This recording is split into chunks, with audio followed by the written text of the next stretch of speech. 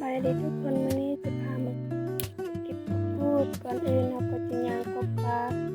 เมื่อยามไปแล้วก็จะเห็นนำห้วยหรือว่าไปนำลำเซนี่จะแม่นธรรมศาสตร์บ้านเฮาในเมื่อ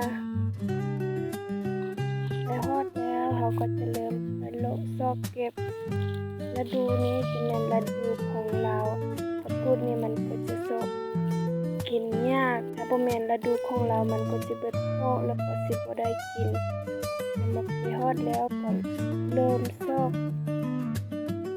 โลกเก็บแล้วก็จะมีทั้งการใหญ่และการน้อยมันก็จะงาม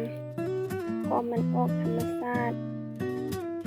เขาก็จะเก็บได้หลาย